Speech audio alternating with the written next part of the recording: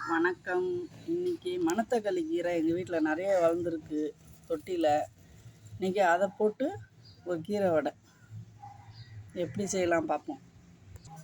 கடலைப்பருப்பு ஒரு 1/4 கிலோ ஊற வச்சு நான் அரைச்சி கொரப்பாக அரைச்சிருக்கேங்க. பச்சை மிளகா, வெங்காயம், ஒரு வெங்காயம் போட்டு உப்பு போட்டு பெருங்காயம் போட்டு சோம்பு போட்டு கலக்கியிருக்கேன் நல்லா. இதை தட்டி போட்டுருவோம்.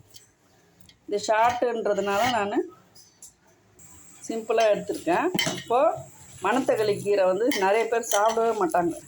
இந்த மாதிரி வடையில் போட்டு கொடுக்கும்போது சாப்பிடாத பிள்ளைங்க கூட சாப்பிடும். எண்ணெய் நல்லா காஞ்சிருச்சு. வடையை தட்டி போட்டுருவோம்.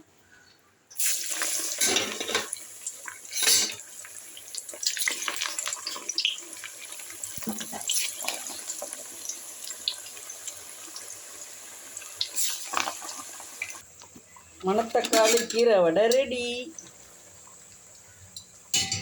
தேங்க்யூ.